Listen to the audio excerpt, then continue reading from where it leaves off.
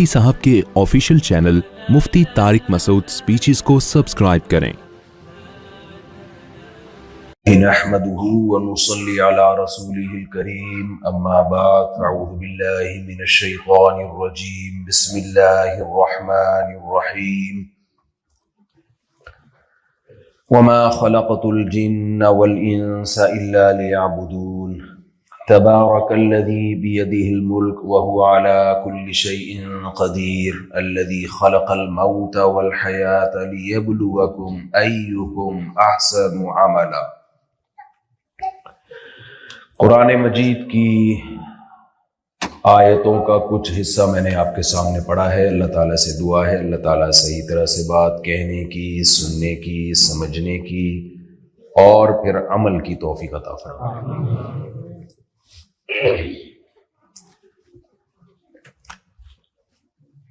Japan میں میرا یہ پہلا سفر ہے۔ بہت سے لوگ اپریشیٹ کر رہے ہیں، بڑی نوازش، لیکن کچھ مخالفت میں مضامین بھی آ رہے ہیں۔ آج جب آپ کی مسجد میں بیان کے لیے میں آ رہا تھا، ایک صحافی کا مضمون میری نظر سے گزرا جو میرے خلاف لکھا تھا، کیونکہ وہ لوگوں کے دلوں کی آواز ہے اور بھی لوگوں کے دماغ میں وہ سوال آ سکتا ہے، تو میں نے سوچا کہ میں آج اسی پہ بیان کروں گا۔ سوال یہ تھا، ان کا اعتراض یہ تھا کہ مجھ سے پہلے یہاں ایک کے پی کے بڑے عالم ہیں شیخ ادریس صاحب دامت برکاتہم، وہ آئے تھے۔ اب میں آیا تو صحافی نے یہ اعتراض کیا کہ جاپان کے لوگوں کو کیا اب پاکستانی آ کے سکھائیں گے کہ کیا کرنا چاہیے اور کیا بولیں؟ جملہ مکمل کرنا پڑے گا آپ کو، نہیں کرنا چاہیے، یہ سکھائیں گے؟ یہ حد ہوتی ہے بدتمیزی کی، معذرت کے ساتھ بدتمیزی کی حد ہے نا، کہ وہ پسماندہ ملک جو خود اپنے آپ کو ٹھیک نہیں کر سکے، میں ان کے اعتراض کا حاصل بتا رہا ہوں۔ کافی لمبا مضمون لکھا انہوں نے، نام نہیں بتاؤں گا ورنہ سب پڑھنا شروع کر دیں گے، مشہور ہو جائیں گے وہ۔ مضمون یہ لکھا جس کا پورا لمبا چوڑا مضمون کا خلاصہ یہ ہے کہ یہ آ کے ہمیں کیا کریں گے؟ جاپانیوں کو، کیونکہ نیوز چلی نا کہ مفتی صاحب جاپان میں تبلیغ اسلام کے لیے، تو انہوں نے کہا ان کو اسلام سکھاؤ گے یہ جاپانی قوم کو؟ یہ تو پہلے کامیاب لوگ ہیں، تو کامیاب لوگوں کو تھوڑی سکھایا جاتا ہے، سکھایا ناکام لوگوں کو جاتا ہے، جو ہم جیسے غریب ملک کے رہنے والے، ناکام، سیاست میں بھی ناکام، ترقی میں بھی ناکام۔ انگریز جو پٹریاں ٹریک بچھا کے ٹرین کی چلا گیا تھا، اس کی ریپیئرنگ ہم سے نہیں ہو رہی، اور ہم آ کے ان کو کیا سکھا رہے ہیں؟ کامیابی سکھا رہے ہیں، سکسیس، کامیابی۔ آؤ ہم بتاتے ہیں کامیابی کسے کہتے ہیں۔ اتنا اچھا مضمون تو انہوں نے بھی نہیں لکھا ہوگا جتنا میں نے کر دیا ان کا حاصل یہ ہے صحافی صاحب۔ پھر انہوں نے کہا کہ اگر یہ جاپانی مسلمان ہو گئے نا تو ان کا وہی بیڑا غرق ہوگا جو پاکستان کا ہوا۔ ان کو پتا چلا ان کو کوئی اسلام سے ہی چڑھا ہے، کوئی مولویوں سے نہیں۔ ہمارے یہاں تین طرح کے طبقے ہیں نا، کچھ تو جو علماء سے محبت کرتے ہیں، کچھ جن کو اسلام سے ہی چڑھا ہے، کچھ جن کو اسلام سے نہیں لیکن مولویوں سے بڑی چڑھا ہے ان کو۔ وہ کہتے ہیں ہم دین سیکھیں گے تو ڈاکٹر سے سیکھیں گے، مولانا اسے ہم نے دین، جملہ دیکھیں کمپلیٹ کرنا پڑے گا آپ کو۔ جو ہے نا میرے ساتھ چلتے رہیں گے تو میں بولتا رہوں گا، اگر چپ بیٹھے رہے تو پھر یہ مزے والی بات نہیں ہوگی۔ ہاں،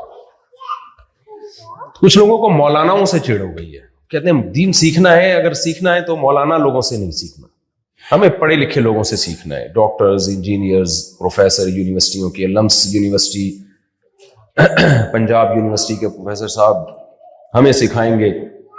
یہ جو مولانا ٹائپ کے لوگ ہیں جن کی شلواریں ٹخنوں سے اوپر ہوتی ہیں، پگڑیاں، 4 شادیاں، 16 بچے، پرانے زمانے کے دقیانوس قسم کی سوچ ان کی، ان لوگوں سے ہم نے دین اور مذہب نہیں سیکھا۔ ہاں، بعض لوگوں کی سوچ ہے یہ، اب تو بہت سے لوگوں کی ہوگی۔ اچھا، اس ٹاپک کو تو میں آج لے کے زیادہ نہیں چلوں گا کہ کس سے سیکھنا ہے کس سے نہیں سیکھنا، وہ لمبا خود ایک ٹاپک ہے، لیکن اتنی بات بتا دوں۔ پھر ان کے پاس رپورٹیں بھی ہوتی ہیں، فلاں مولوی ایسا، فلاں مولوی ایسا، تو وہ بار بار ایک چھوٹی سی بات میں کرتا ہوں۔ دیکھو، ہر چیز اس کے اہل سے سیکھی جاتی ہے، علاج ڈاکٹروں سے ہی کرایا جائے گا. اگر ڈاکٹر 2 نمبر بھی ہو نا تو 1 نمبر ڈاکٹر تلاش کیے جاتے ہیں. ایسا نہیں ہوتا کہ ڈاکٹر 2 نمبر ہو گئے ہیں تو اب قصائیوں سے آپ آپریشن کروانا شروع کر دو. ایسا ہوتا ہے کبھی کہ ڈاکٹر چونکہ 2 نمبر ہیں لہذا قصائی جو ہے اس نے کلینک کھول کے تجربہ حاصل کر لیا تو اب ہم علاج آپریشن کس سے کروائیں گے؟ قصائی سے. یہ نہیں ہوتا. تو دین علماء ہی سے سیکھا جاتا ہے. ہاں عوام بھی دین کا کام کر سکتی ہے علماء سے سیکھ کے.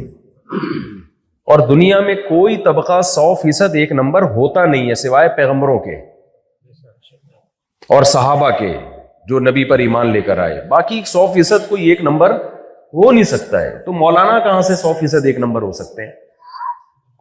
سارے مولانا یعنی آپ لوگ کہتے ہیں نا جاپانی 1 نمبر ہوتے ہیں, تو آپ کا کیا خیال ہے 100% جاپانی 1 نمبر ہیں؟ یہاں میں تو لوگوں سے ملا ہوں انہوں نے اتنی بڑی بڑی باز جاپانیوں نے ٹوپیاں کرائی ہیں کہ پاکستانی تو اس کا تصور نہیں کر سکتا. کیونکہ جب جاپانی 1 نمبر ہوتا ہے تو ٹوپی کرانے میں بھی وہ کیا ہوگا؟ 1 نمبر ہوگا. وہ بڑی تمیز سے ٹوپی, وہ ہماری طرح چپل تھوڑی چوری کرے گا مسجد سے. وہ ہماری طرح مسجد سے چپل نہیں چوری کرے گا. اس سے جاپان کا نام بدنام ہوتا ہے, سمجھ رہے ہیں؟ وہ کرے گا تو پھر خاندانی ٹوپی کرے گا.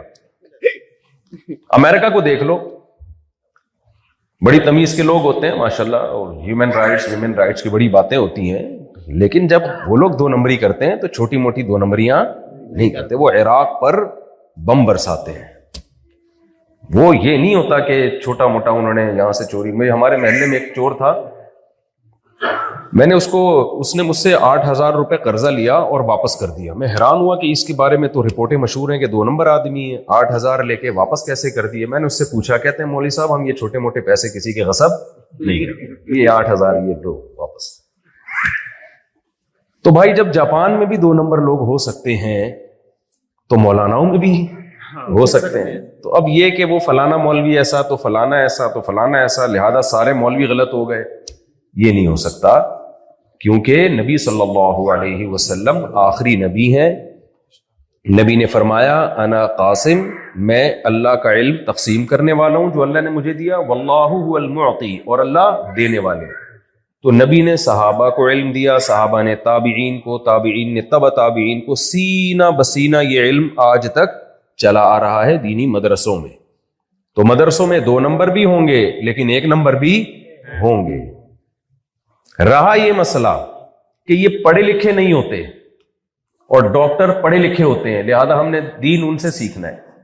یا انجینئر یا پروفیسر جو یونیورسٹیوں میں جن کا یہ ٹاپک نہیں ہے مذہب, وہ پڑھے لکھے ہوتے ہیں, اور مولانا لوگ چونکہ پڑھے لکھے نہیں ہوتے اس لیے ہم نے ان سے دین نہیں سیکھنا. تو یہ بات خوب اچھی طرح سمجھ لیں کہ پڑھا لکھا کی ڈیفینیشن کیا ہے. جو جس فیلڈ کا ماہر ہوتا ہے نا اس میں اگر وہ پڑھا لکھا ہے تو وہ اس فیلڈ میں پڑھا لکھا کہلاتا ہے. دیکھو ایک ڈاکٹر ہے, اگر اس کو انگلش بولنا نہیں آتی ہے لیکن پڑھا لکھا ہے, وہ ترکی میں تو ڈاکٹر میں سے کسی کو بھی انگلش نہیں آتی. ہمارے ریلیٹیو ہیں, رشتہ دار ہیں ترکی میں, ڈاکٹر ہیں, بڑے بڑے ڈاکٹر ہیں, انگلش کا ایک لفظ نہیں آتا. کیا آپ ان کو جاہل کہو گے؟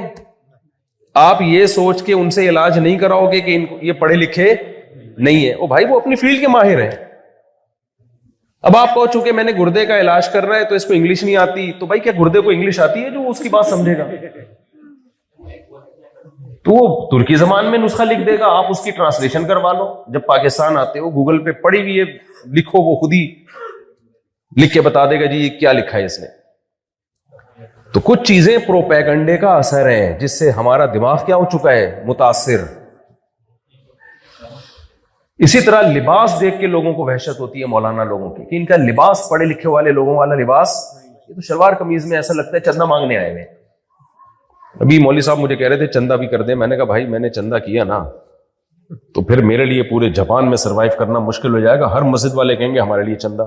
میں کس کو منع کیسے کروں گا کسی کو؟ وہ کہیں گے ادھر اعلان کر دیا تھا ادھر اعلان نہیں کیا. تو اس لیے چندے کا ٹاپک ہی نہیں رکھنا. بہت معذرت مولوی صاحب, بہت معذرت, سب مولاناؤں سے معذرت کر رہا ہوں. ٹھیک ہے کہ بھائی چندے کا ٹاپک ہی کیا کرو, ختم. اچھا میرے بھی کوئی ریٹ نہیں ہے یہاں آنے کی, یہ بھی ذہن میں رکھیں. میرا بھی کوئی ایسا نہیں ہے کہ میں آ رہا ہوں تو اتنے پیسوں فی بیار میں اتنا فری پھوکٹ کا ہے سب کچھ. تو کسی نے مجھے کہا کہ مولوی صاحب ایک بیان کے پیسے رکھا کریں، ابھی آتے ہوئے کوئی ترغیب دے رہے تھے، میں نے کہا بھائی کیوں رکھیں، یہ تو غلط ہے. ایک طرف ہم کہیں کہ یار یہ جو اس پہ اجر ملے گا آخرت کے لیے، تو میں اگر اس پہ پیسے رکھنا، مجھے تو مل جائیں گے پیسے، یہ بتا دوں میں، ابھی مجھے تو لوگ بلا رہے ہیں، ابھی تو میں 1 لاکھ روپے 2 لاکھ روپے بھی ایک بیان کے رکھوں نہ، دے دیں گے لوگ، لیکن پیسے ملیں گے پھر ثواب نہیں ملے گا. دعوت میں جان ختم ہو جائے گی. ارشاد بھائی نے جب مجھے انویٹیشن بھیجی نا کہ میں آنے جانے کا ٹکٹ دے دوں گا، میں نے کہا آپ نہیں دیں، ویزا لگوا دیں، میں اپنے خرچے پہ آؤں گا انشاءاللہ. وہ تو انہوں نے کرنے نہیں دیا، لیکن میری نیت یہ تھی. میں کوئی بہت نیک آدمی نہیں ہوں، لیکن بتانے کا مقصد یہ ہے کہ ہم جو پھر رہے ہیں، گھوم رہے ہیں، تو بھائی اس میں ہمارا دنیا کا ذاتی کوئی فائدہ نہیں ہے. لباس ہر قوم کا اپنا ہوتا ہے، لباس کی بات کر رہا تھا نا، ہر قوم کا اپنا کلچر ہوتا ہے. تو مولاناؤں کا بھی یہ کلچر ہے، چلنے دو بیچارے پگڑی باندھتے ہیں، شلوار قمیض پہنتے ہیں، ان کو یہ اچھا لگتا ہے. آپ پینٹ شرٹ پہنو، کبھی مولانا نے کہا کہ یہ پتلون اتار کے تم بھی پاجامہ پہنو، کبھی کہا آپ کو کسی بیان میں؟ تو آپ کو ایک کلچر پسند ہے، اس کو فالو کرو، ہمیں ایک کلچر پسند ہے، اس کو فالو کریں، اس سے کیا فرق پڑتا ہے؟ تو ان چیزوں سے کبھی بھی کسی سے دور نہیں بھاگا جاتا. بات سنو کہ مولانا بیچارہ بات کیا کہہ رہا ہے، بات صحیح کر رہا ہے تو اس کو فالو کرنا پڑے گا. بات غلط کر رہا ہے تو بھائی کوئی کتنا پڑھا لکھا بھی بات غلط کر رہا ہے تو اس کو فالو نہیں کرنا. تو خیر یہ تو وہ بات تھی. اب میں اپن اصل بات کی طرف آتا ہوں کہ کچھ لوگوں کو تو مولاناؤں سے ہی چھڑ ہے نا، وہ تو اب قصہ ختم. اب ہم اگلے اس کی طرف آتے ہیں. کچھ لوگوں کو اسلام سے چھڑ ہے. تو جن صحافی نے میرے خلاف یا یہاں کوئی بھی اسکالرز آتے ہیں ان کے خلاف مضمون لکھا، بھی تو لیٹسٹ میں آیا ہوا ہوں تو پورا میرے اوپر ہی میرا خیال ہے چسپاں کیا انہوں نے. ان کا کہنا یہ تھا کہ جب یہ جاپانی لوگ اتنے کامیاب لوگ ہیں، اتنے پڑھے لکھے، ایجوکیٹڈ، اتنی تمیز والی زندگی ان کو گزر رہی ہے، تو کیا ضرورت ہے ایک پسماندہ ملکوں سے غربت مہنگائی کے ڈسے ہوئے لوگ آ کے ان کو تبلیغ کر رہے ہیں کس کی؟ اسلام کی. اور بزبان حال کہہ رہے ہیں خود تو ڈوبے ہیں صنم تم کو بھی لے ڈوبیں گے. خود بھی مرے ہوئے، ان کو بھی آگے مروائیں گے، برباد کر دیں گے ان کو جینے دو بھائی، خدا کے لیے ان کو لائف کو انجوائے کرنے دو. یہ بڑا ترقی یافتہ ملک ہے، ان کو ان دقیانوسی باتوں کی ضرورت نہیں ہے. اس سلسلے میں حاضر ہوا ہوں آپ کے پاس. سمجھ میں آ رہی ہے بات؟ وہ ایک آدمی کی شادی ہوئی نا، بیوی کے پاس گیا، دلہن سے بات سمجھ میں نہیں آ رہی. یہ لطیفہ بہت پرانا ہو چکا ہے، لوگ سن کے بیزار ہو گئے، لیکن مجھے مزہ بہت آتا ہے اس لطیفے کو بہت پرانا ہو گیا، لوگ سن کے بیزار ہو گئے. دلہن سے بات شروع کیسے کروں سمجھ میں نہیں آ رہا تھا. بعض لوگ بڑے تہذیب یافتہ ہوتے ہیں. انہوں نے کہا دلہن سے بات چیت کا آغاز کیسے کروں نا، تو دلہن سے کہا کہ میری کل آپ سے شادی ہوئی تھی، اس سلسلے میں حاضر ہوا ہوں. تو میں جو جس سلسلے میں جاپان حاضر ہوا ہوں نا، وہ سلسلہ یہ ہے کہ لوگ یہ کہتے ہیں کہ جاپان جب اتنا ترقی یافتہ ہے تو ان کو دین اور مذہب کی، اللہ رسول کی کیا ضرورت ہے؟ مولوی آ کے ان کو اللہ رسول کیوں سکھا رہے ہیں؟ بلکہ تم ان سے سیکھو کہ کامیابی کیا ہوتی ہے، ان سے سیکھو. تو اس سلسلے میں حاضر ہوا ہوں آپ کے پاس، اور آج اسی سلسلے میں آپ کے سامنے چند باتیں پیش کروں گا. پہلی بات تو میں آپ کے سامنے یہ پیش کروں گا کہ میرے بھائی جس چیز کو آپ کامیابی سمجھ رہے ہیں وہ کامیابی نہیں ہے. سب سے بڑا ٹیکنیکل فالٹ ہی ہے، یہ ہے ہی نہیں کامیابی. یہ سفر کو تھوڑا سا یوں سمجھیں کہ اچھا بنا دیا، خوشگوار سفر ہے. جاپان کا سفر خوشگوار ہے. پاکستان میں جو ہم زندگی ایک مسافر خانہ ہے، ایک سفر ہے، وہ ذرا ٹینشن میں ہم سفر کرتے ہیں. ہر وقت منزل پہ پہنچنے کا خطرہ ہوتا ہے کہ جلدی پہنچ جائیں گے ہم، ٹھیک ہے، یہ خطرہ ہمیں ہر وقت وہاں ہوتا ہے. یہاں تھوڑا 80-85 سال لگ جاتے ہیں منزل تک پہنچنے میں، وہاں جلدی ہو جاتا ہے منزل. تو پہلی بات تو میرے بھائی جس چیز کو آپ کامیابی سمجھ رہے ہو قطعاً وہ کامیابی نہیں ہے. یہ بات اللہ نے آدم علیہ السلام سے لے کے محمد صلی اللہ علیہ وسلم تک پیغمبروں کو، اور پیغمبروں کے بعد قرآن اور سنت کے ذریعے علماء، قیامت تک آنے والے انسانوں کو اور نیک لوگ یہ بات بتاتے رہیں گے. دیکھو کامیابی کی ڈیفینیشن کیا ہے؟ کامیاب اسے کہتے ہیں جو منزل تک پہنچ جائے، جو منزل تک نہ پہنچ سکے وہ کامیاب نہیں. آپ کو جاپان بھیجا گیا پیسہ کمانے کے لیے، یہاں آپ کی منزل ہے پیسہ کمانا. آپ اگر پیسہ نہیں کمایا تو آپ کامیاب کہلاؤ گے کہ ناکام کہلاؤ گے؟ ناکام کہلاؤ گے. لیکن آپ اپنی ویڈیو بنا بنا کے بھیج رہے ہو کہ میں چپلی کباب کھا رہا ہوں جاپان میں کامیاب ہوں, میں یہاں گرل فرینڈ کو لے کے گھوم رہا ہوں, میں کامیاب ہوں, میں یہاں پی رہا ہوں, میں کیا ہوں؟ کامیاب. میں لائف کو انجوائے کر رہا ہوں, میں کیا ہوں؟ کامیاب. ابا پوچھیں گے بیٹا جس کام کے لیے تجھے بھیجا تھا, پڑھائی کے لیے بھیجا تھا, پیسہ کمانے کے لیے بھیجا تھا, وہ کما رہا ہے یا میرا ہی دیا ہوا پیسہ اڑا رہا ہے شراب کباب میں؟ آپ کہیں گے ابا کیا باتیں کر رہے ہو, کامیابی اسے کہتے ہیں لائف میں خوشیاں ہوں. دیکھو خوشیاں ہیں نا, آپ وہاں چپلی کباب کھا سکتے ہو, کھاؤ گے تو ہضم کر سکتے ہو. میں یہاں چپلی کباب کھاتا ہوں اور یہاں ہضم, کیونکہ جاپان میں چپلی کباب کے ہوٹل کھل گئے ہیں. میں نے 20 سال پہلے یہ پیشگوئی کی تھی اپنے بیان میں کہ ہمارا ماشاءاللہ KPK اور کوئٹہ سے پشتو اسپیکنگ بہت آ رہے ہیں جاپان, اور ان کی نسل بھی بہت بڑھ رہی ہے, تو جاپان میں چپلی کباب کے ہوٹل کھلیں گے. آج کھل گئے. تو میں نے تو وہاں جا کے ولاگ بنا رہا ہے, مجھے ٹائم ہی نہیں مل رہا کہ دیکھو یہ چپلی کباب. میں نے 20 سال پہلے بیان میں پیشگوئی کی تھی, کیونکہ گروتھ ریشو جس قوم کا بڑھتا ہے نا, کلچر اسی کا آتا ہے. تو نسوار کی بھی پیشگوئی کی تھی اور چپلی کباب کی, دونوں چیزیں ہو گئی الحمدللہ. خیر, تو اب آپ کیا کر رہے ہو یہاں جو ہے نا, آپ دکھا رہے ہو چپلی کباب کھا رہا ہوں, لائف کو انجوائے کر رہا ہوں. بے وقوف لوگ سمجھیں گے آپ کامیاب ہو. جو احمق اور بے وقوف اور ظاہر پرست لوگ ہوں گے نا, جو کسی چیز کی ڈیپتھ میں, گہرائی میں گھسنے کا ان کو شوق ہی نہیں ہے, وہ کہیں گے یار کیا انجوائے کر رہا ہے. جیسے ٹک ٹاک پہ جب میاں بیوی کو لوگ دیکھتے ہیں نا, لوگ اپنی بیوی کو گھمانے کے لیے لے کے جا رہے ہیں اور تصویریں کھینچ رہے ہیں, تو جو میاں بیوی گھروں میں لڑتے ہیں وہ کہتے ہیں کہ یار دیکھو کتنی پیاری زندگی ان کی, کیسی ہنسی خوشی زندگی.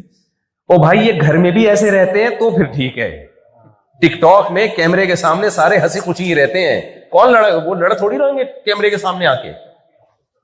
اس لیے آج کل ہماری جو بیچاری خواتین بھی بہت سارے بیان سن رہی ہوں گی, ابھی سن رہی ہیں یہاں پردے کے پیچھے, تو یہ ٹک ٹاک میں جو شوہر ہوتا ہے نا, اس کو دیکھ کے اپنے شوہر سے بدگمان نہ ہوا کریں. وہ ٹک ٹاکر شوہر ہے, وہ صرف ادھر اپنی بیوی کو خوش رکھا ہوا ہے, گھر میں اتنی تمیز سے بات نہیں کرے گا. وہ اس کو پتا ہے ادھر میں ایک تھینک یو بولوں گا, ہزاروں لائکس آئیں گے, اس کے ہزاروں لاکھوں روپے.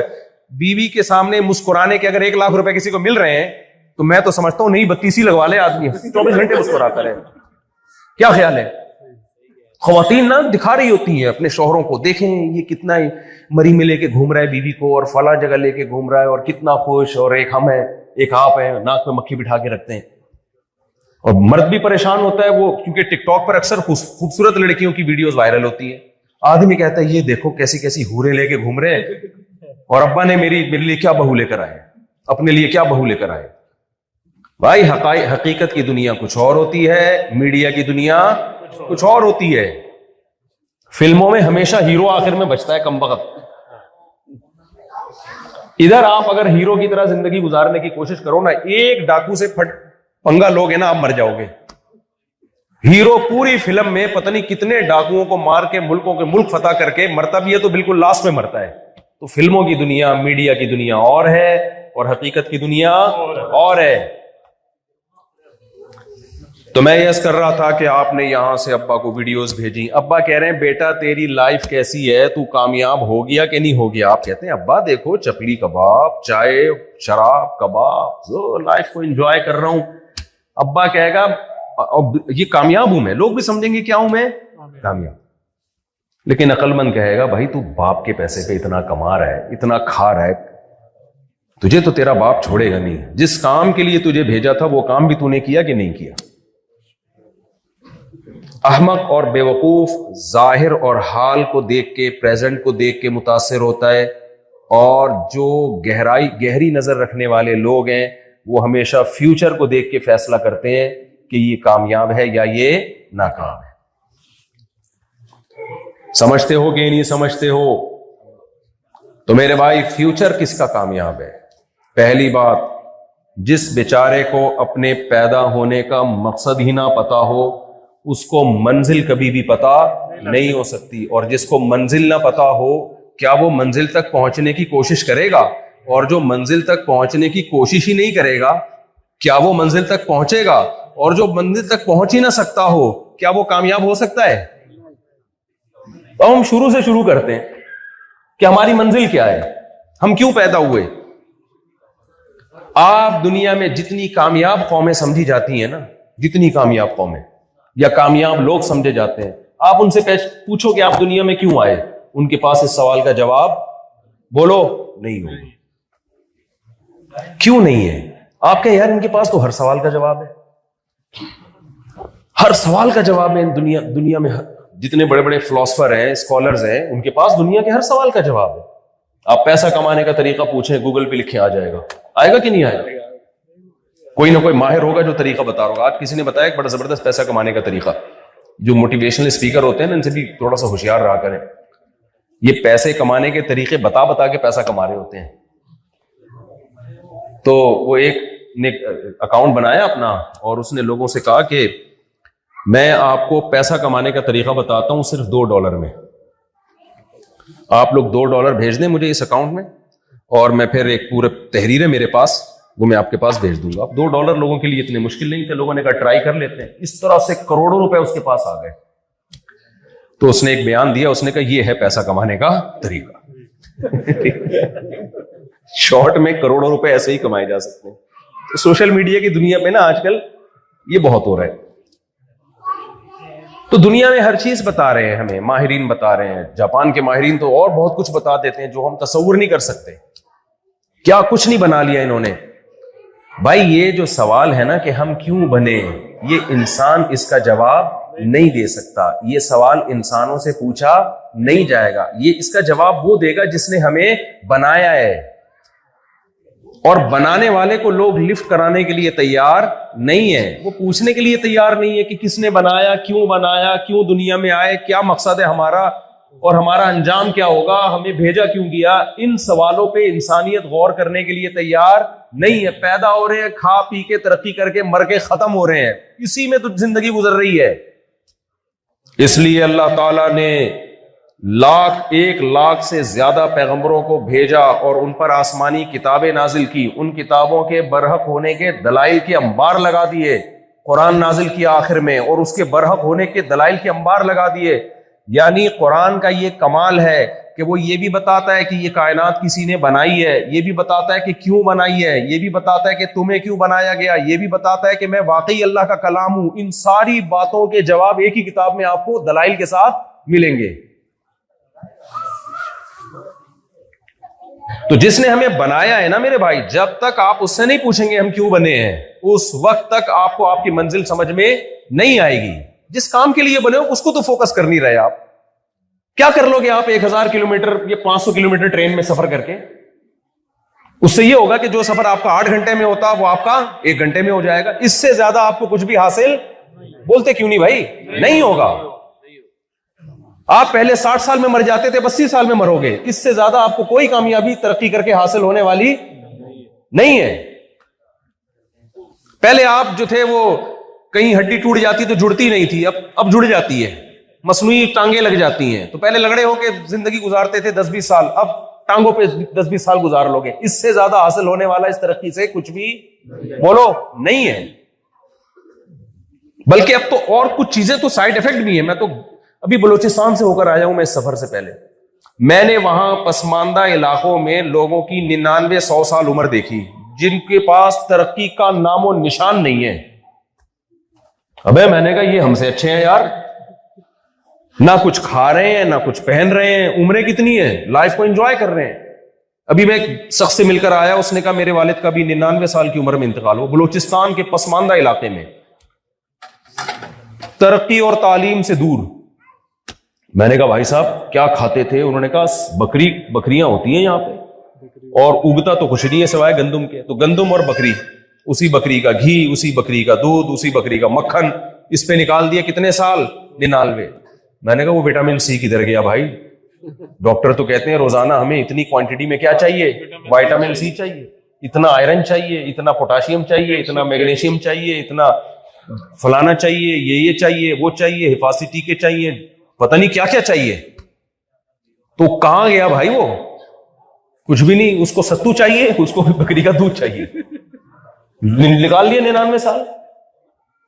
اس سے وہ بندہ جو 50 سال میں ترقی یافتہ ملک میں مر جاتا ہے, اس سے تو میرا خیال ہے وہ 100 سال والا جو پہاڑوں میں رہ کے کامیاب زندگی گزار لیتا ہے, وہ زیادہ اچھا ہے کہ نہیں ہے؟ تو اتنا زیادہ اس ترقی کو فری کرانے کی ضرورت نہیں ہے. میں یہ نہیں کہہ رہا کہ آپ اور پسماندہ ہو جائیں, اسلام تو ترقی کا آپ سے زیادہ قائل ہے, لیکن میں سمجھ رہا ہوں جو ہمارے دماغوں میں ایک بھوت سوار ہو گیا ہے نا, جس کو ہم نے کامیابی سمجھنا شروع کر دی ہے, اس تصور کو اپنے دماغ سے نکالیں. ترقی کا حکم تو اسلام بھی دیتا ہے, اس پر تو میرے بہت سارے بیانات ہیں. پسماندگی کا یا تنزل کا حکم نہیں دیتا اسلام. جب اسلام آیا تو ترقی تو اسی وقت شروع ہوئی ہے.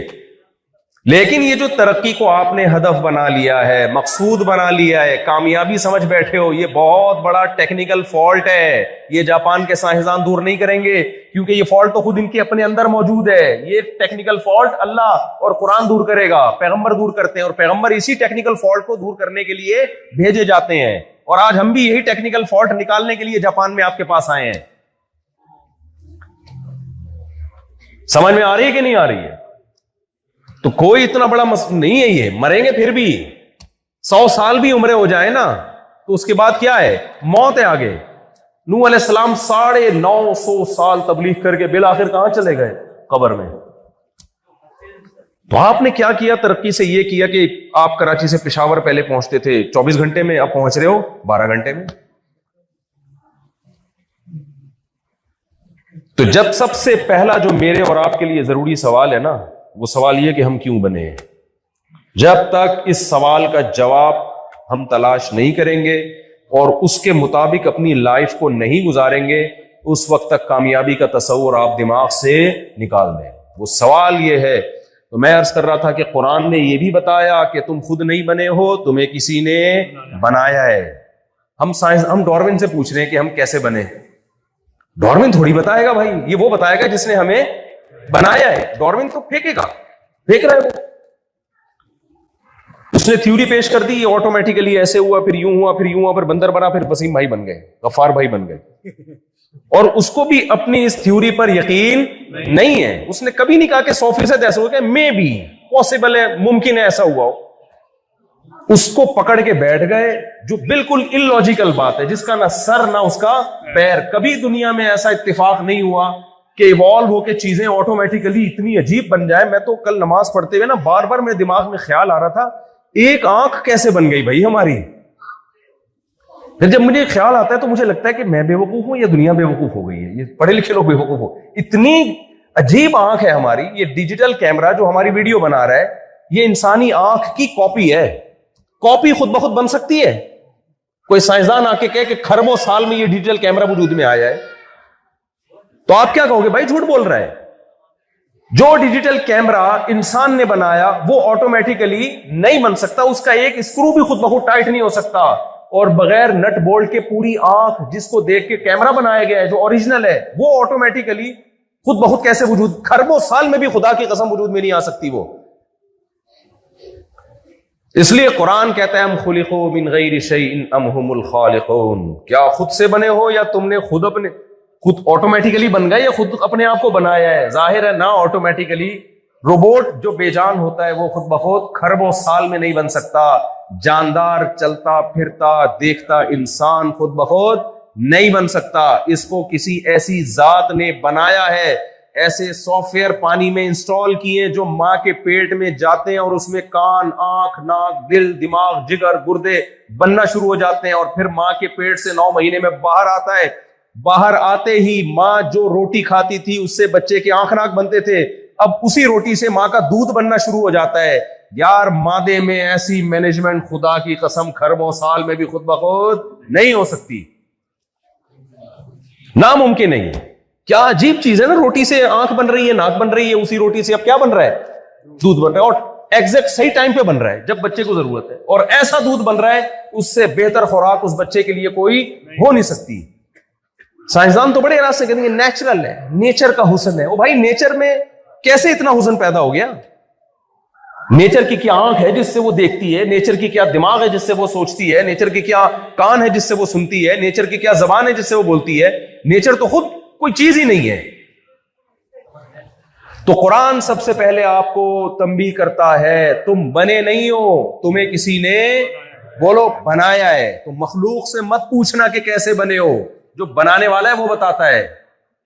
مشین سے نہیں پوچھا جاتا کہ آپ کیسے جڑی ہو, جو جس نے مشین کو بنایا نا وہ بتائے گی کیسے میں نے بنایا ہے اور کیوں بنایا ہے. آپ گھر میں بائک لے کر آ گئے, بائک سے پوچھ رہے ہیں تم کیوں بنی ہو, بائک جواب دے گی؟ آپ بائک جس نے بنائی ہے نا اس کمپنی سے پوچھو گے بھائی اس کا مقصد کیا ہے. ہم لوگ چونکہ وہ کتاب نہیں پڑھتے اس لیے بائک رکشے میں لگا کے چلا رہے ہوتے ہیں. پاکستان میں بائک کے پیچھے کیا ہوتا ہے, اس کا پچھلا پہیہ نکالتے ہیں, پوری چنچی لگا دیتے ہیں, کیونکہ وہ کتاب ہم نے پڑھی, بائک میں لکھا ہوتا ہے کہ یہ 2 بندوں کو بٹھانے کے لیے ہے, اور ہمارے یہاں پورا سسرال بائک پہ عید پہ بیٹھ کے جا رہا ہوتا ہے, کیونکہ ہم نے وہ کتاب پڑھی نہیں ہوتی کہ اس کو بنایا کیوں گیا. ایمبولینس میں لوگ براتیں جا رہی ہوتی ہیں اور بائکوں پہ پورے چنچی لگی ہوئی, 100 20 آدمی بٹھائے ہوئے ہوتے ہیں اس میں, اور عید والے دن, بقرعید والے دن ایک میاں بیٹھا ہوا ہے, بیگم بیٹھی ہوئی ہے, 4-6 بچے, جہاں جہاں ہینڈل پہ بھی جگہ ملتی ہے بٹھا کے کہاں جا رہے ہیں, عید منانے. ان کو یہ خوف نہیں ہوتا, اور فاسٹ ٹریک پہ چل رہے ہوتے ہیں روڈ پہ, ان کو یہ خوف نہیں ہوتا کہ فاسٹ ٹریک پہ آپ بیوی اور بچوں کو سب بغیر ہیلمٹ کے بٹھا کے چلا رہے ہو, تو یہ عید کا پروگرام پورا ہونے کے بجائے بڑھ بھی سکتا ہے. یہ پروگرام کیا ہو سکتا ہے, بڑھ جائے گا. ذرا سا سلپ ہوئے نا تو سارا بیڑا غرق ہو جائے گا. تو اس لیے بھائی سب سے پہلی بات اپنے ایمان کو مضبوط کرو. ہم بنے نہیں ہیں, میں بار بار اس ٹاپک کو چھیڑتا ہوں, لوگ تنگ آ گئے ہیں, لیکن بھائی میں کیسے چھوڑ سکتا ہوں یہ ٹاپک. اللہ کو نہیں مانو گے تو آگے, میں اپنی بات تھوڑی کر رہا ہوں, اللہ کی بات کر رہا ہوں. اس کو نہیں مانو گے تو آگے تو کچھ ہو ہی نہیں سکتا. پھر تو اللہ نے بنایا ہے, اور اللہ کہتا ہے یہ کتاب میری کتاب ہے, جس کو ہم کیا کہتے ہیں, قرآن. اس کی بھی دلائل کے انبار لگا دیے تاکہ لوگ اس میں شک نہ کریں. اللہ نے اس کتاب کو نازل کر کے کہا لا ریب فیہ, اس کتاب کے برحق ہونے میں کوئی شک نہیں ہے. اے اللہ تو نے کہہ تو دیا کوئی شک نہیں ہے, لیکن اگر ہم یہ مان لیں کہ یہ تیرا کلام ہے تو پھر اس کے مقابلے میں جتنی کتابیں ہیں ان کی کوئی ویلیو نہیں ہے. یہ سب سے سپیریئر ہے, باقی کتابوں کی ویلیو ہے, اس کے مقابلے میں نہیں ہے, کیونکہ ومن اصدق من اللہ قیلا, اللہ سے زیادہ کوئی سچ بول نہیں سکتا. یہ تو کامن سینس کی بات ہے نا. دیکھو ہم جھوٹ کیوں بولتے ہیں, کوئی مفاد ہوتے ہیں, اللہ کے کسی سے کوئی مفاد نہیں ہے, وہ سب پہ غالب ہے. ظاہر ہے جس نے کلمہ کن کی طاقت سے کائنات کو اور انسان کو بنا دیا, اسے کیا ضرورت ہے جھوٹ بولنے کی, وہ ہر چیز پر قادر ہے. اس لیے بڑا اہم سوال ہے کہ یہ کتاب اللہ کی ہے بھی کہ نہیں ہے. اگر ہے تو بھائی پھر تو فنش, اس کے آگے اب کوئی دوسری بات ہو نہیں سکتی. تو اللہ نے دلائل کے انبار لگائے کہ یہ کتاب کس کی ہے, میری. پہلی بات 1400 سال پہلے یہ نازل ہوئی ہے, اور پوری دنیا میں آپ سرچ کر کے دیکھو آج تک قرآن کے کسی نسخے میں کوئی ایک زبر زیر پیش کا بھی اختلاف بولو نہیں. یہ ہو نہیں سکتا کسی انسان کی کتاب کے ساتھ, ہو نہیں سکتا, کیونکہ 1400 سال پہلے دعویٰ کیا انا نحن نزلنا الذکر وانا له لحافظون. اے نبی آپ غم نہ کریں. قرآن میں نا ایک عجیب بات ہے, نبی صلی اللہ علیہ وسلم جب آپ نے نہ آپ لکھنا جانتے تھے نہ پڑھنا جانتے تھے, ایک کتاب لے کر آئے جس کو قرآن کہا جاتا ہے. جب یہ نازل ہو رہی ہے تو مشرکین مخالفت کر رہے ہیں, تو اللہ نے کیا کہا ورتل القرآن ترتیلا. ابھی چند آیتیں نازل ہوئی ہیں, 1-2 سورتیں نازل ہوئی ہیں, اور اللہ نے اس کا نام رکھ دیا القرآن. قرآن کا مطلب بے تحاشا پڑھی جانے والی. اس وقت جو لوگ ہوں گے وہ حیران ہوں گے, بھائی بے تحاشا کہاں پڑھی جا رہی ہے, اسے تو کوئی سننے کے لیے تیار نہیں ہے. 4 آدمی ہیں جو سنتے ہیں تہجد میں, باقی تو سارے مخالفت کر رہے ہیں, اور اس کا نام کیا رکھا جا رہا ہے, بے تحاشا پڑھی جانے والی. نام جب شخصیت کے اگینسٹ ہو تو یہ مذاق ہوتا ہے کہ نہیں ہوتا. دیکھو آپ کا بچہ تھا, پیدا ہوا, آپ کو نہیں پتا چلا کہ یہ بڑے ہو کر بہادر بنے گا کہ بزدل. جب بڑا ہوا تو پتا چلا مکھی سے بھی ڈرتا ہے, یہ چوہے سے بھی ڈرتا ہے, اور بیگم سے تو سب مسلمان ڈرتے ہی ہیں, یہ ہر ایک سے ڈرتا ہے, بلی سے ڈرتا ہے, چوہے سے ڈرتا ہے. تو اب کسی نے کہا بھائی شناختی کارڈ میں اس کا نام جو ہے نا, جو آپ نے پہلے نام رکھا تھا وہ اچھا نام رہی ہے, اس کا نام چینج کر دو. پہلے کوئی بھی غفار, ستار کوئی بھی نام تھا, تو کسی بھی ضرورت سے آپ کو نام چینج کرنے کی نوبت آئی. آپ نے اس کا نام رکھ دیا بہادر خان. لوگ بولیں گے بس کرو یار, وسیم رکھ دیتے, سلیم رکھ دیتے, سمندر خان رکھ دیتے, چنگیز خان رکھ دیتے, کم از کم بہادر خان اس پہ سوٹ بولو نہیں. جو بچہ چھپکلی سے ڈرتا ہے اس کا نام بہادر خان رکھ رہے ہو, لوگ مذاق اڑائیں گے کہ نہیں اڑائیں گے؟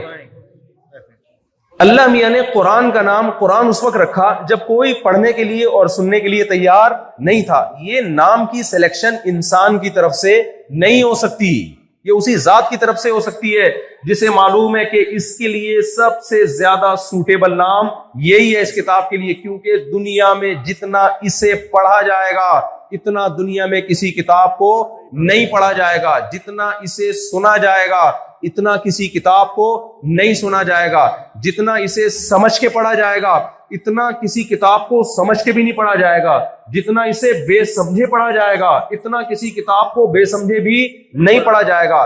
یہ وہ واحد کتاب ہے جسے کھڑے ہو کے پڑھا جائے گا, کھڑے ہو کر سنا جائے گا. یہ وہ واحد کتاب ہے جسے باوضو ہو کے پڑھا جائے گا, باوضو ہو کے سنا جائے گا. یہ وہ واحد کتاب ہے جسے ایک ایک وقت میں 5 لوگ حرم میں گول دائرے میں کھڑے ہو کر تراویح میں سن رہے ہوں گے. یہ وہ واحد کتاب ہے جسے رمضان میں کروڑوں لوگ, کروڑوں حافظ ایک ہی وقت میں پوری دنیا میں نماز میں کھڑے ہو کر پڑھ رہے ہوں گے. اتنا پروٹوکول جس کتاب کو دیا جائے گا اسی کو قرآن کہا جا سکتا ہے. تو نام اس وقت قرآن رکھا جا رہا ہے جب یہ پروٹوکول کا اس کا 1000واں حصہ بھی نہیں تھا اس کا. یہ اس کی علامت ہے, یہ کتاب انسانوں کی بنائی ہوئی کتاب نہیں ہے, ورنہ اتنا پروٹوکول نہیں مل سکتا تھا بھائی, ناممکن تھا. اور آپ یہ عجیب بات دیکھو کہ جب یہ کتاب نازل ہوئی ہے نا, اچھا قرآن وہ واحد کتاب ہے جس میں مصنف کا نام نہیں ہے. آپ جب بھی کوئی کتاب خریدتے ہو نا, سب سے پہلے آپ دیکھتے ہو بھائی رائٹر کون ہے. یہ واحد کتاب ہے جس پہ رائٹر کا نام بولو نہیں. محمد صلی اللہ علیہ وسلم سے جب پوچھا جاتا تھا کون ہے, کہا کہ یہ کس کا کلام ہے, اللہ کا. یہ وہ واحد کتاب ہے جو کتاب کو پیش کرنے والا ہے وہ اس میں چینجنگ نہیں کر سکتا. نبی صلی اللہ علیہ وسلم کے پاس مشرکین آئے اور کہنے لگے کہ آپ جو کتاب لے کر آئے ہو جس کو آہستہ آہستہ لوگوں نے فالو کرنا شروع کر دیا ہے, اب لوگ تو ہمارے ہاتھ سے نکلتے جا رہے ہیں تو ہم بھی دشمنی نہیں چھوڑیں گے, تو ایسا کرتے ہیں ہم کمپرومائز کا راستہ اختیار کر لیتے ہیں. جو کتاب متنازع ہوتی ہے تو مصنف سے ریکویسٹ کی جاتی ہے کہ بھائی ٹھیک ہے کچھ مضمون ٹھیک ہے یہ, لیکن ہاتھ تھوڑا سا کیا رکھ لو بھائی, ہلکا رکھ لو.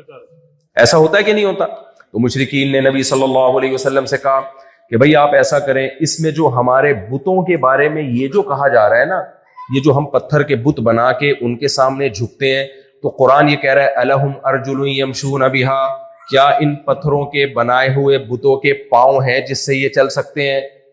الہم ایدی یبطشون بہا, یہ قرآن کی آیتیں پڑھ رہا ہوں میں, کیا ان کے ہاتھ ہیں جن سے یہ پکڑ سکتے ہیں؟ ام لہم اعین یبصرون بہا, کیا ان کی آنکھیں ہیں جس سے یہ دیکھ سکتے ہیں؟ ام لہم آذان یسمعون بہا, کیا ان کے کان ہیں جن سے یہ سن سکتے ہیں؟ اب ظاہر ہے نہ ان کی ٹانگیں ہیں جن سے یہ چل سکتے ہیں. کسی مندر میں جس بھگوان کو لا کے رکھ دیا گیا, قیامت تک وہ وہی بیٹھا رہے گا اپنی جگہ سے, کچھ بھی ہو جائے وہ ہلنے کا نام نہیں لے گا, وہ دیکھ نہیں سکتا, وہ سن نہیں سکتا. مشرکین نے کہا اس قسم کی جو آیتیں ہیں وہ ہمیں ٹینشن دیتی ہیں, یہ والی آیتیں آپ کیا کر لیں, نکال لیں. ٹھیک ہے اللہ کی توحید بیان کریں, لیکن بتوں کا تذکرہ آپ کیا کر دیں, نکال دیں. تو نبی صلی اللہ علیہ وسلم نے یہ نہیں فرمایا ٹھیک ہے میں اس پہ ابو بکر عمر سے مشورہ کرتا ہوں, ہم غور کرتے ہیں, اگر کوئی کمپرومائز کا راستہ نکلتا ہے تو کیا ہوگا, ٹھیک ہے اس پہ ڈسکشن ہو سکتی ہے. بات چیت اور مذاکرات کے ذریعے مسائل ہمیشہ سے کیا ہوتے ہیں, سوائے میاں بیوی کے کبھی حل نہیں ہوتے ہیں, بڑھتے ہیں. میاں بیوی کے مسائل مذاکرات سے ہمیشہ کیا ہوتے ہیں, خراب ہی ہوتے ہیں, یاد رکھو. اس لیے میاں بیوی میں جب پھڈا ہو نا تو بس ٹائم گزارو, خود ہی سیٹ ہو جائے گا, وہ ٹھیک کرنے کی کوشش نہیں کرنی. یہ تجربے کی بات بتا رہا ہوں, ہاں تجربے کی بات بتا رہا ہوں. جب آپ کی بیوی بولے نا کہ میری ماں بیٹھے گی یہ مسئلہ حل کرنے کے لیے, تو آپ بولو پھر میری بھی ماں بیٹھے گی یہ مسئلہ حل کرنے کے لیے. نیت یہ نہیں ہو کہ میں اپنی ماں کو واقعی بٹھاؤں گا, بولا ابھی ڈیلے کرو پھڈا, ایسا نہ اس کی ماں کے پاس بیٹھ جاؤ, مسئلہ اس سے پروگرام بڑھ جائے گا, اس سے کون بیٹھ کے حل کرے گا. نیت یہ کرو کہ کون بٹھائے گا, دونوں کی مائیں بیٹھ گئی پھر تو کبھی بھی حل نہیں ہوگا, بس بات ڈیلے کرنے کے لیے. پھر وہ کہ اچھا ٹھیک ہے اپنی ماں کو بٹھاؤ, بولے نہیں تم اپنے باپ کو بٹھاؤ, میں اپنے باپ کو. اس طرح 3 دن گزارو, سیٹ ہو جائے گا معاملہ, خود ہی سیٹ ہو جائے گا. یہ رشتہ ایسا ہے نا کہ یہ جرگوں سے حل نہیں ہوتا. جرگو تو جب خدا نخواستہ طلاق تک نوبت آ رہی ہو پھر جرگا شرگا بٹھاؤ، اس سے پہلے اسی طرح ٹائم پاس کرو. یہ دنیا کیا ہے بھائی؟ مسافر خانہ ہے، اسی طرح گزرے گی اور بچے بھی ہو جائیں گے اسی میں. ہمارے ایک دوست تھے، ان کی اتنا بیوی سے پڈا رہتا، تو ایک دن میں نے کہا کہ یار ہر وقت لڑتے ہی رہتے ہو تو کیا مسئلہ؟ کہتے کیا کریں، ابھی چوتھا بچہ ہونے والا ہے جو ہے نا، ابھی مجھے فکر ہو رہی ہے. تو میں نے کہا دیکھو لڑائی بھی ہو رہی ہے اور ماشاءاللہ بچے بھی صحیح ہے، اس کا مطلب تعلقات اتنے خراب نہیں ہیں. تو نبی صلی اللہ علیہ وسلم سے انہوں نے کہا، مشرکین نے کہا کہ بھائی کمپرومائز کر لیں. تو ایسا نہیں ہے کہ آپ صلی اللہ علیہ وسلم نے صحابہ سے مشورہ لیا ہو، کبھی دیکھ لیتے ہیں، ذرا بات کر لیتے ہیں، بات چیت سے اگر مسئلہ حل ہوتا ہے. سورہ یونس کی آیتیں نازل ہو گئی. قل ما یکون لی ان ابدلہ من تلقاء نفسی، اے نبی ان سے کہہ دیجئے کہ میرے بس میں نہیں ہے کہ میں اپنی طرف سے اس کو تبدیل کر دوں، بلکہ میں تو اس میں تمہیں ایک اور بات ایڈ کر کے بتاتا ہوں. تم بات کر رہے ہو کہ اس میں تبدیلی کر دو، تبدیلی کا تو سوال ہی پیدا نہیں ہوتا، یہ میرے بس میں نہیں ہے. بلکہ کہ قل ما یکون لی ان ابدلہ من تلقاء نفسی ان اتبع الا ما، کیا اگلی آیت مولوی صاحب؟ نہ قل ما یکون لی ان ابدلہ من تلقاء نفسی، میں اس کو اپنی طرف سے چینج نہیں کر سکتا. اور اسی سے ملتی جلتی آیت یا تو یہی ہے، یہ اسی سے ملتی جلتا مضمون ہے. انی اخاف ان عصیت ربی عذاب یوم عظیم، مجھے ڈر ہے کہ اگر میں نے خود ان آیات کو فالو نہ کیا تو جس عذاب سے میں تمہیں ڈرا رہا ہوں، مجھے ڈر ہے کہ وہ عذاب میرے اوپر نہ آ جائے. جتنا تم اس کے حکم کے پابند ہو 100% اتنا ہی میں بھی اس کے حکام کا پابند ہوں. میرے اور تم میں اس کے حکم کو فالو کرنے میں کوئی فرق نہیں ہے. مجھ سے بھی اسی طرح سوال ہوگا جیسے تم سے سوال ہوگا. میرا کام پیغام پہنچا دینا ہے. میں پیغمبر ہوں، میسنجر ہوں، میں گاڈ نہیں ہوں، میں خدا نہیں ہوں. خود یہی بات پیغمبر صلی اللہ علیہ وسلم کے برحق ہونے کی بہت بڑی دلیل ہے. آج کوئی مذہبی رہنما جو باطل مذہب کے لوگ ہوتے ہیں یا باطل لوگ ہوتے ہیں، ذرا سی عزت ملتی ہے تو لوگوں کو کس کی طرف لانا شروع کر دیتے ہیں؟ اپنی طرف. ہمارے نبی نے معجزے بھی دکھائے، چاند سے 2 ٹکڑے کر کے دکھائے. آپ صلی اللہ علیہ وسلم نے اپنے ہاتھ مبارک کو پانی میں ڈالا تو اس میں چشمہ پھوٹ گیا اس سے. اس کے باوجود جب کوئی پوچھتا کہ آپ کے پاس اختیارات ہیں، آپ جواب کیا کہتے؟ قل سبحان ربی هل كنت الا بشرا رسولا، میں تمہاری طرح کا انسان ہوں، یہ سب کچھ میرے اختیار میں نہیں. اللہ جب چاہتا ہے تو کر دیتا ہے، جب نہیں چاہتا تو کچھ بھی نہیں ہوتا. ما کان لبشر، اللہ فرماتے ہیں کسی بشر کی یہ مجال نہیں ہے کہ اللہ تعالیٰ اس کو نبی بنا دے، پیغمبر بنا دے اور وہ لوگوں کو اللہ سے ہٹا کے اپنی طرف لانا شروع کر دے. کسی بشر میں یہ مجال نہیں ہے. حالانکہ پیغمبر صلی اللہ علیہ وسلم چاہتے تو جو آپ کو عزت صحابہ کے ایمان لانے کے بعد ملی تھی، اللہ سے ہٹا کے کس کی طرف لگا سکتے تھے؟ اپنی طرف. صحابی رسول نے دیکھا ایک اونٹ نے آ کے نبی صلی اللہ علیہ وسلم کو سجدہ کیا. صحابہ نے کہا یا رسول اللہ، ہم اس بات کے زیادہ لائق ہیں کہ آپ کو سجدہ کرے، بتاؤ بہترین آپشن تھا نا؟ بہترین آپشن تھا نا؟ نبی نے کیا فرمایا؟ لو كنت آمر احدا ان يسجد لاحد لامرت النساء ان يسجدن لازواجهن. نا اللہ کے سوا کسی کو سجدہ جائز نہیں. اگر ہوتا تو میں عورت کو حکم دیتا اپنے شوہر کو سجدہ کرے. کسی کے لیے جائز نہیں. کبھی نبی نے کسی کو اپنے سامنے جھکنے کی اجازت نہیں دی ہے. جب رسول اللہ صلی اللہ علیہ وسلم کی وفات ہوئی ہے، صحابہ کرام کے بہت زیادہ غمزدہ ہو گئے. نبی نے جو افراد تیار کیے تھے نا، افراد کو دیکھ کے بھی پتہ چلتا ہے شخصیت کا کہ اس نے جو چیز تیار، جو افراد تیار کیے وہ کیا ہے. نبی صلی اللہ علیہ وسلم کا جب وصال ہوا تو حضرت عمر تلوار لے کر کھڑے ہو گئے کہ جو یہ کہے گا کہ محمد صلی اللہ علیہ وسلم پر موت واقع ہوگی میں اس کی گردن اڑا دوں گا. غم تھا، محبت تھی. نبی نے سب سے پہلے جس شخصیت کو تیار کیا ہے نا، جو بالکل نبی کے عین مطابق، وہ ابو بکر تھے رضی اللہ عنہ. حضرت ابو بکر مسجد نبوی کے ممبر پہ کھڑے ہو گئے اور اعلان کیا یا ایھا الناس، اے لوگو، من کان منکم یعبد محمدا فإن محمدا قد مات. تم میں جو محمد صلی اللہ علیہ وسلم کی عبادت کرتا تھا، یقین کر لے کہ محمد صلی اللہ علیہ وسلم پر موت واقع ہو چکی ہے. ومن کان، پھر آیت پڑھی قرآن کی، وما محمد الا رسول قد خلت من قبله الرسل افإن مات او قتل انقلبتم على اعقابكم. قرآن کی آیتیں پڑھی کہ محمد صلی اللہ علیہ وسلم ایک رسول ہیں، اگر ان پر موت واقع ہو گئی یا وہ قتل کر دیے جائیں میدان جنگ میں تو کیا تم دین سے پھر جاؤ گے؟ دین پہ محمد صلی اللہ علیہ وسلم کی وجہ سے تھوڑی چل رہے ہو، دین پہ کس کی وجہ سے چل رہے ہو؟ جس خالق کا پیغام لے کر وہ تو میسنجر آف گاڈ ہے.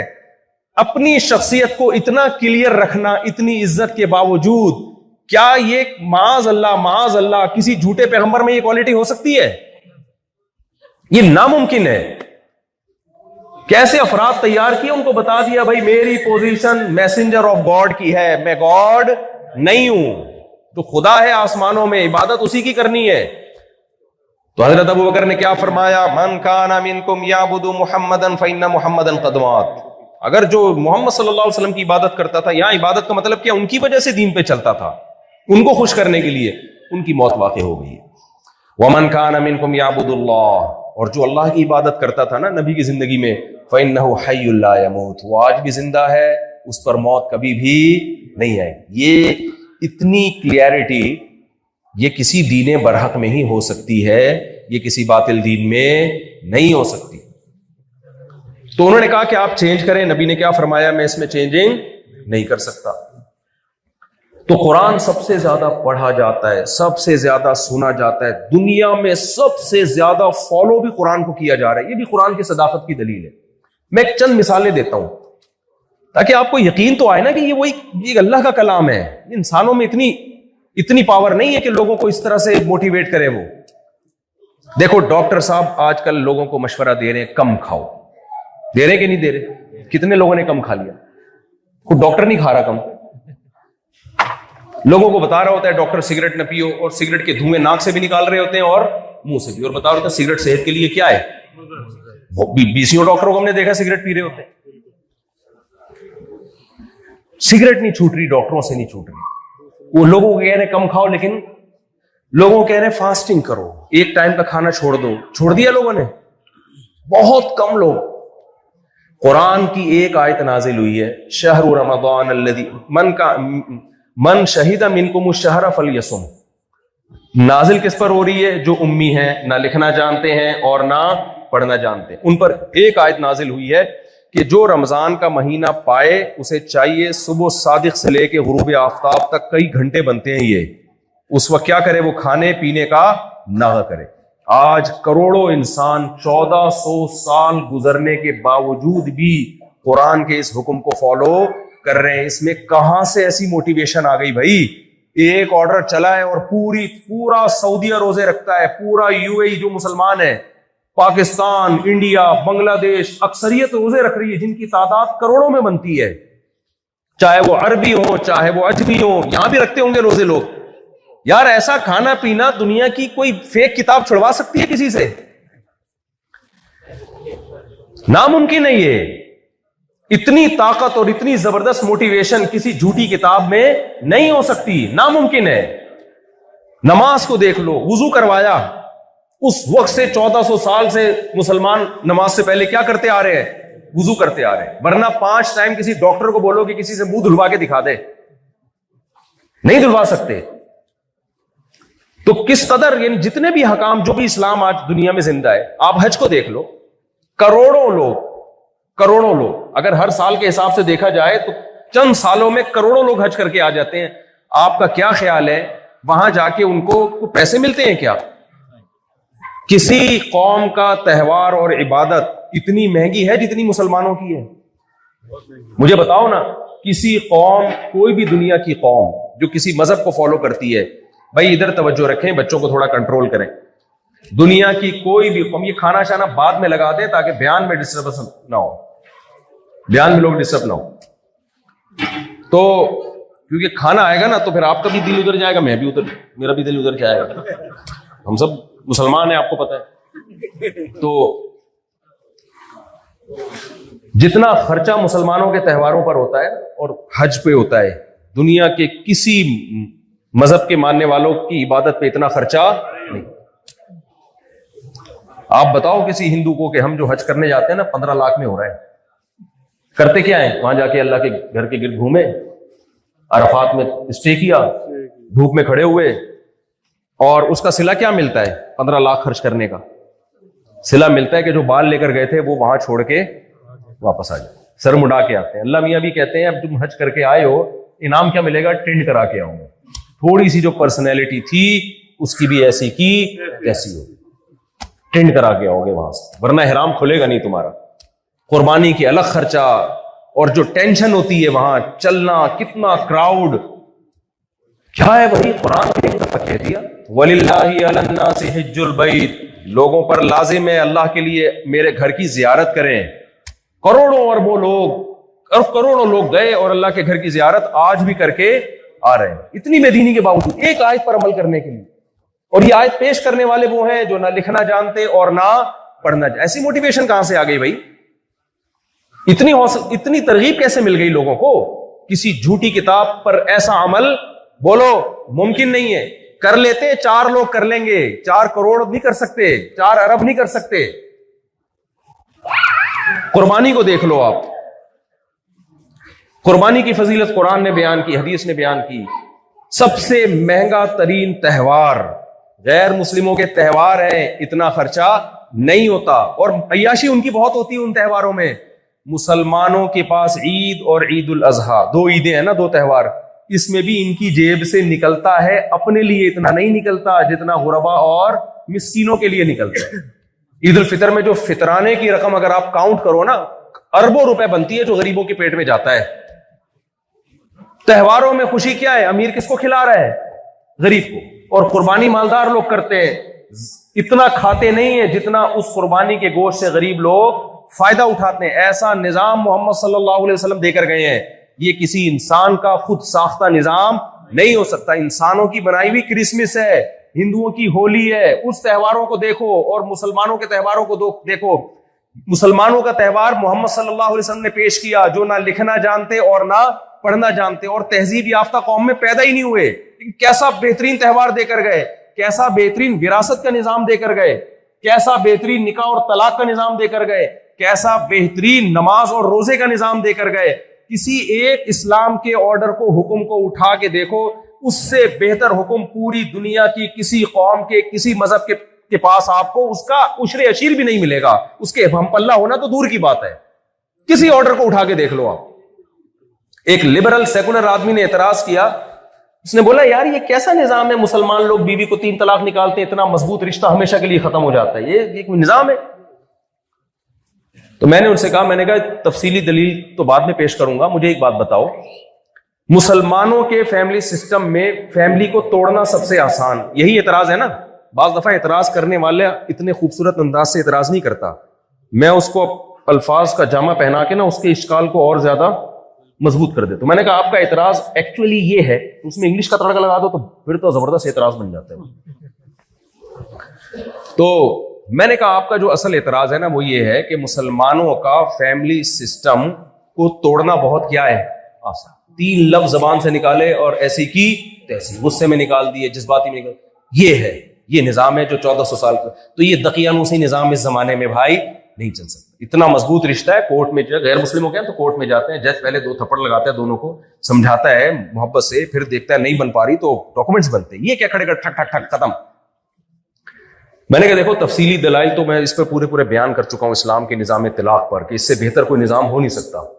اس کے جو آپ کو سائیڈ افیکٹ نظر آ رہے ہیں نا وہ اس لیے کہ آپ نے اس کی ڈیپتھ میں جا کے غور کیا نہیں ہے, اس کے فائدے آپ کی نظروں سے اوجھل ہیں. میں نے کہا صرف مجھے ایک بات بتاؤ, میں پہلے ایک مثال سے سمجھاتا ہوں. کوئی قبلہ حکیم صاحب تھے, بڑے اچھے حکیم تھے, بیمار آ رہے ہیں خاص بیماری, وہ دوا دے رہے ہیں, وہ سارے بیمار ٹھیک ہو کے جا رہے ہیں. اب کسی نے آ کے کہا کہ حکیم صاحب آپ اس مرض میں یہ جو دوا دے رہے ہو یہ تو بنتی نہیں ہے. کوئی ڈاکٹر آیا, کوئی افلاطون, کوئی سقراط, کوئی بقراط ٹائپ کے لوگ آئے, انہوں نے کہا یہ تو بنتی نہیں ہے, ایکچولی اس میں تو یہ کیمیکل ہے, ایکچولی وہ کیمیکل ہے. حکیم یا ڈاکٹر کوئی جو دوا سے علاج کر رہا ہے وہ بات سمیٹنے کے لیے کیا کہے گا, بھائی رزلٹ دیکھ لو, یہ لیبارٹریاں رکھو اپنی طرف اپنے پاس, یہ سارے ٹیسٹ رکھو اپنے پاس, رزلٹ کیا ہے, فلاں کینسر کا پیشنٹ تھا, یہ دوا دی وہ بھی ٹھیک ہو گیا, اس کا ٹیسٹ کرا لو وہ ٹھیک نکلے گا, ٹھیک ہے نا. اس کو بھی جب رزلٹ صحیح آ رہا ہے اس کا مطلب تمہاری تحقیق میں غلطی ہے, تمہارے اعتراضات میں کیا ہے غلطی ہے. مثال سمجھ میں آئی ہے کہ نہیں آئی ہے؟ اسلام نے فیملی سسٹم کو توڑنا کتنا آسان رکھا. یہ اعتراض ہے لبرل اور سیکولر لوگوں کا، یار 3 طلاق نکالو ختم. میں نے اس سے کہا مجھے یہ بتاؤ اتنا توڑنا آسان جتنا آسان کسی مذہب میں نہیں ہے، کسی قوم میں نہیں ہے. امریکہ میں بیوی کو جب آپ چھوڑتے ہیں نا آدھی جائیداد چھوڑنی پڑتی ہے. دنیا چھوڑ دے آدمی کہتے بیوی نہ چھوڑوں میں. یہ ہوتا ہے. جاپان میں بھی ایسے ہی ہے، رپورٹیں جو ہمیں مل رہی ہیں. دنیا چھوڑنا آسان ہے، بیگم چھوڑنا مشکل. اور اسلام میں بیگم چھوڑنا بہت آسان. یہ لفظ نکالو اور اتنا اللہ نے دوبارہ شادی کو بھی ناممکن کر دیا کہ 3 طلاق میں دوبارہ نکاح بھی نہیں ہو سکتا. میں نے کہا یہ اعتراض سرسری غور سے سمجھ میں آتا ہے، لیکن مجھے بتاؤ پھر بھی طلاق کا ریشو کس قوم میں کم ہے؟ مضبوط فیملی سسٹم دنیا میں سب سے زیادہ کس قوم میں ہے؟ جس میں فیملی توڑنا آسان ہے اس میں ٹوٹ کم رہی ہے، جس میں توڑنا مشکل ہے اس میں ٹوٹ زیادہ رہی ہے. تو کوئی اس قانون میں کوئی خوبی ہے جو دیکھنے میں خامی لگ رہی ہے لیکن اس کے اندر کوئی خوبی بولو چھپی ہوئی ہے. وہ خوبیاں کیا ہے اس پر میرا پورا بیان ہے، میں بھی اس ٹاپک میں نہیں جاؤں گا. میں نے کہا اتنا آسان ہے توڑنا، لیکن میرے ابا نے بھی میری ماں سے وفا کی، نہیں رشتے کو توڑا. میرے دادا دادی نانا نانی چچا چچی پھپھا پھپھی خاندان میں آپ کو طلاق میں 1% نظر آئیں گی. میجورٹی کیا ہے؟ وہ ڈیورس نہیں دیتی. اور اب تو رجحان بڑھ گیا ہے ڈیورس کا، وہ اسلام سے دور ہونے کی وجہ سے بڑھا ہے. اب تو اس لیے رجحان بڑھا. دنیا میں سب سے زیادہ فیملی کو توڑنا مسلمانوں میں آسان، لیکن فیملی ٹوٹنے کا ریشو مسلمانوں میں سب سے کم ہے. کوئی حسن ہے ان احکام میں جو میری اور آپ کو سرسری غور سے سمجھ میں نہیں آ رہا، لیکن 1400 سال پہلے محمد صلی اللہ علیہ وسلم نے بتایا. جو نہ لکھنا جانتے اور نہ پڑھنا جانتے، اٹ مینس کہ یہ محمد صلی اللہ علیہ وسلم کا پیش کردہ نظام نہیں تھا. آپ کو بھی کسی ایسی ذات نے سکھایا جو قیامت تک آنے والے انسانوں کے ہر طرح کے حالات سے پہلے سے واقف تھی. وہ ذات تبھی کوئی غیر مسلم کہا کہ نا تمہارے یہاں بڑے آرام سے فیملی ٹوٹ جاتی ہے، تو اس کو بولو تمہارے یہاں تو بہت مشکل سے ٹوٹتی ہے، لیکن ٹوٹنے کا ریشو تمہارے ہاں زیادہ ہے. ہمارے یہاں بہت آرام سے ٹوٹتی ہے پھر بھی توڑتے نہیں ہیں. کیوں؟ ایک چھوٹی سی حکمت بتا دوں میں. آپ کے پاس ایک گلاس ہے لوہے کا جسے توڑنا بہت مشکل ہے، لیکن اس کو توڑنے پر آپ کو مل رہے ہیں پیسے. آپ لوہار کے پاس جا کے توڑوا دو گے. اور ایک گلاس ہے شیشے کا کانچ کا لیکن بڑا قیمتی ہے، اسے توڑنا بہت آسان ہے لیکن آپ پھر بھی اس کو توڑنے کی کوشش آسان تو لیکن توڑو گے نہیں. اسلام نے جو نکاح کا سسٹم بنایا ہے نا، خواتین سے پیشگی معذرت، بہت دفعہ معذرت، میں 100 رکعت توبہ کے پڑھ لوں گا، اب یہ بولنا پڑ رہا ہے مجھے. ایسا نظام اللہ نے بنایا ہے نکاح کا کہ جتنی خواتین پیدا ہوتی ہے نا، سپلائی ہوتی ہے، اس کے مقابلے میں ڈیمانڈ ان کی زیادہ رکھی ہے تاکہ جب کوئی عورت کسی مرد کے نکاح میں آئے تو مشکلات سے آئے، اس کو مارکیٹ میں عورت میسر نہ ہو. یہ تو اب ہول سیل کے حساب سے طلاق یافتہ کنواری اور بیوائیں اتنی زیادہ ہو گئی ہیں کہ مرد کی نظر میں عورت کی ویلیو ختم ہو گئی، ورنہ ایسا ہوتا نہیں تھا. جب 2-3 شادیوں کا رواج ہوتا ہے نا تو پھر عورت ملتی نہیں ہے، تو جس کو ملے گی اس کو پتا ہے توڑنا آسان ہے مگر وہ توڑنے کی غلطی کرے گا نہیں، اس کو پتا ہے بڑی قیمتی چیز ہے. تو جب اس کی ڈیتھ میں جا کے غور کرو گے تو آپ کو پتا چلے گا بھائی نکاح طلاق میں بھی اسلام نے جو سسٹم پیش کیا ہے اس کا بھی کوئی آلٹرنیٹ دنیا میں کسی کے پاس نہیں ہے. تو میں جلدی سے ٹاپک کو بس سمیٹتا ہوں میں. تو بھائی قرآن جو ہے نا، قرآن یہ بھی بتاتا ہے کہ یہ وہ کتاب ہے جو اللہ کی طرف سے نازل کرتا ہے، اور اپنے ہونے کا ثبوت بھی قرآن خود ہی دیتا ہے. اب میں اصل بات کی طرف آتا ہوں تاکہ آپ کے دل میں قرآن کی عظمت تو بیٹھے نا. قرآن جو کہے گا آپ اس کو ویلیو تو دو. اب قرآن بتاتا ہے کہ اللہ بتاتا ہے، قرآن کا مطلب کون بتاتا ہے؟ اللہ. الحم سے لے کے والناس تک ہر بات اس کی درست ہے. تو قرآن کیا کہتا ہے؟ تبارک الذی، جو قاری صاحب نے آج آیت پڑھی ہے، تبارک الذی بیدہ الملک وہو علی کل شیء قدیر الذی خلق الموت والحیات. اللہ وہ ذات ہے جس نے موت اور زندگی کو پیدا کیا. زندگی خود بخود پیدا نہیں ہو سکتی، ہو سکتی ہوتی تو روبوٹ میں جان کیوں نہیں پڑ گئی بھائی؟ ساری دنیا کے سارے انسان بھی روبوٹ کو زندہ نہیں کر پا رہے. اللہ کہتے ہیں میں ہوں جو حیات پیدا کرتا ہوں. آگے اللہ کیا کہتا ہے؟ لیبلوکم ایکم احسن عملا. کیوں بنایا میں نے تمہیں؟ بہت اہم آیت ہے، آپ لوگوں کی توجہ ہے یا تھک گئے ہیں؟ جی 10 پیسے سے زیادہ تو ہمارے جاپانیوں کو بھی تھوڑا سا ڈسٹرب تو باہر بھی آواز جا رہی ہے کہ نہیں؟ جب نکلتے ہیں نا اچھا بھائی ایک ایک کر کے نکلیں، بس میں سمیٹ رہا ہوں، 10 بجے سے زیادہ ابھی 10 بجنے والے تو مجھے پہلے بتا دیتے نا۔ اچھا جی کیا کہہ رہے ہیں؟ سم ٹائم کبھی کبھی ہوتا ہے، تو جلدی سے سمیٹتا ہوں میں بات کو۔ اصل میری بیان کی تمہید لمبی ہوتی ہے، جو ٹو دا پوائنٹ بات ہوتی ہے وہ اس کے لیے ٹائم پھر کم بچ جاتا ہے، جو لیکن وہ تمہید لمبی نہ ہونا تو آخر کی بات سمجھ میں نہیں آتی۔ تو اصل تو آخر ہی سے ہوتا ہے نا، وہ کسی نے پوچھا نا کہ نیوٹن کا لا بتاؤ، اس نے کہا مس آخر سے یاد ہے، اس نے کہا چلو آخر سے سنا، تو کہتے ہیں اٹس کالڈ نیوٹنز لا، تو آخر سے ہوتا ہے، تو اصل تو آخر ہی ہوئے۔ تو اللہ تعالیٰ کیا کہتے ہیں؟ لیبلوکم ایکم احسن عملا، میں نے تمہیں پیدا کیا ہے ترقی کرنے کے لیے نہیں، ترقی اس کا ایک حصہ ہے، اس کا ایک حصہ ہے، وہ بھی اس میں شامل ہے، لیکن اصل مقصد وہ نہیں ہے۔ میں نے تمہیں پیدا کیا لیبلوکم ایکم احسن عملا، میں جانوروں میں یہ نہیں دیکھتا کون اچھا ہے کون برا ہے، میں نے ان کو فطرت پہ پیدا کیا اور اسی راستے پہ چلا دیا۔ کتا اگر وفادار ہے تو قیامت تک وفادار ہی رہے گا، وہ بے وفا ہے کوئی جانور تو ہمیشہ کیا رہے گا؟ وہ بے وفا۔ کتے کو دم ہلانے پر ثواب نہیں ملتا، شیر کو بہادری پہ نشان حیدر نہیں ملتا، وہ گاڈ اس میں سافٹ ویئر بہادری والے ہیں۔ اس کو بلی اپنے بچوں کو شوق سے پالتی ہے، بچے جب بلی کے بڑے ہوتے ہیں تو اپنی ماں کو وہ بھول جاتے ہیں، اس بھولنے پر ان کو گناہ بولو نہیں ملتا۔ اللہ کہتے ہیں انسان کو جو میں نے پیدا کیا اس میں نے یہ صلاحیت رکھی ہے کہ وہ اچھا بھی بن سکتا ہے اور وہ برا بھی بن سکتا ہے۔ تو میں نے پیدا اس لیے کیا ہے کہ ایسی مخلوق کو میں آزمانا چاہتا تھا کہ ایسی مخلوق پیدا ہو، میں اس کو دیکھوں کہ کون اچھا بنتا ہے اور کون برا بنتا ہے۔ لہذا بلی کے بچے بڑے ہو کر اپنی ماں کو بھول جائیں، ان پہ کوئی ملامت نہیں ہے۔ انسان کا بچہ بڑا ہو کر یا 18 سال کا ہو کر اپنے ماں باپ کو چھوڑ کے چلا جائے، اللہ اسے جہنم کی آگ میں پھینک دے گا۔ سمجھتے ہو کہ نہیں سمجھتے ہو؟ آپ نے اپنے بلی یا مرغی کے بچے اپنی ماں کو بڑے ہو کر بھول جائیں، کوئی گناہ، بھائی بچوں کو کنٹرول کرے نا، کوئی گناہ نہیں ہے۔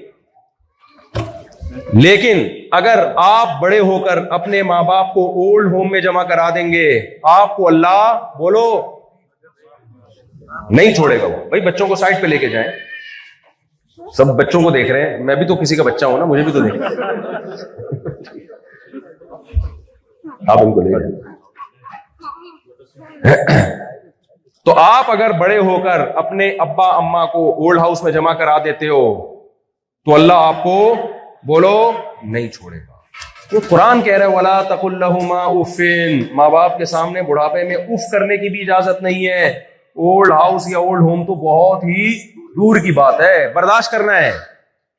نبی صلی اللہ علیہ وسلم جو میسنجر آف گاڈ ہے، آپ نے فرمایا اس پر اللہ کی لعنت ہو جس کو بوڑھے ماں باپ ملے بڑھاپے میں اور اس نے ان کی خدمت کر کے جنت کو اپنے اوپر واجب نہیں کر لیا، یعنی جنت کا اتنا بہترین آپشن جس نے ضائع کر دیا اولڈ ہاؤس میں جمع کرا کے یا گھر میں رکھ کے خدمت نہ کر کے، اس پر اللہ کی لعنت۔ میں اس کو مثال سے سمجھاتا ہوں، جیسے کوئی پاکستان میں نہ کمائے اس پر کوئی لعنت نہیں کر سکتا، نارمل ہے یار، اب بے روزگاری ہے، لیکن کوئی جاپان آئے اور یہاں بھی نہیں کما رہا، اس پر پاکستانیوں کی استغفر اللہ، لوگ کہتے ہیں نا کہ کیا ہو یار تمہارے پاس تو کمانے کا آپشن ہے، اتنی اچھی تنخواہیں، تم بھی اگر غریب ہو تو لوگ کہتے ہیں لعنت ہے، کہتے ہیں کہ نہیں کہتے؟ یار تو یہاں رہ کے بھی غریب ہے، کہتے ہیں نہیں کہتے؟ یار تف ہے تمہارے اوپر، لعنت کا لفظ ذرا گاڑا ہو جاتا ہے، تف ہے، کہتے ہیں کہ نہیں کہتے؟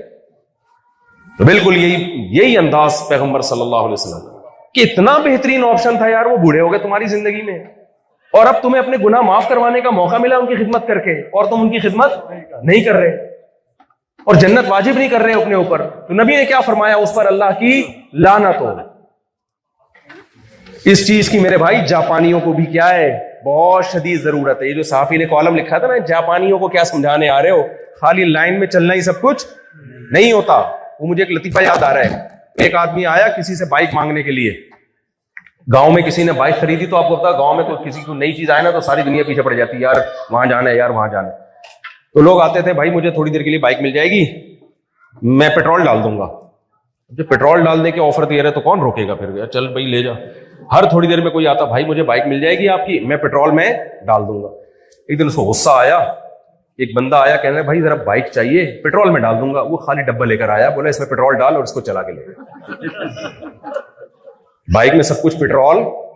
تو بھائی جاپانیوں سے اگر آپ کا ٹاکرا ہو نا تو آپ ان کو بتائیں دنیا میں سب کچھ ڈسپلن نہیں ہوتا, سب کچھ ترقی نہیں ہوتی, سب کچھ صحت نہیں ہوتی, اور بھی کچھ چیزیں ہیں. سب سے پہلے آپ بنے کیوں ہو؟ آپ کو اپنی منزل کا تعین کرنا پڑے گا, ایک اہم بات. دوسری بات یہ کہ اچھا کامیاب ہے اور برا کیا ہے؟ ناکام ہے. اچھے کی ڈیفینیشن کیا ہے یہ بھی اللہ سے پوچھنا پڑے گا. آپ ایکسپلین نہیں کر سکتے, کیونکہ آج جو زنا کرتا ہے وہ زنا کو برا نہیں کہتا, جو شراب پیتا ہے وہ شراب کو برا نہیں کہتا, جو ماں باپ کو اولڈ ہاؤس میں, جاپانی کہتے ہیں کہ ہم ماں باپ کو اولڈ ہاؤس میں جمع کرا کے برا کام کر رہے ہیں. وہ کہہ رہے ہیں ہمارے تو ماں باپ نے خود بولا تھا ہمیں ڈالا وہاں پہ. بھائی اس لیے بولا تھا کہ انہوں نے اپنے ماں باپ کو خود داخل کیا, وہ تو بولیں گے. دنیا میں جو برائی عام ہو جاتی ہے لوگ اس برائی پہ لیبل کیا لگا دیتے ہیں؟ اچھائی کا. ہومو سیکسولیٹی, جو لوگ ہومو سیکسولیٹی میں پڑے ہوئے ہیں وہ اس کو برا کہتے ہیں. انہوں نے تو لا پاس کروا کے لیگل کر دیا اس کو. تو قرآن کا دوسرا کمال یہ ہے جو آپ کو جاپانیوں کو بتانے کی ضرورت ہے دلائل کے ساتھ, وہ یہی ہے بھائی اچھائی اور برائی انسان طے نہیں کریں گے. انسان جب بھی اچھائی کو ایکسپلین کرتے ہیں سب سے پہلے اپنا سیف سائڈ رکھتے ہیں اپنے لیے.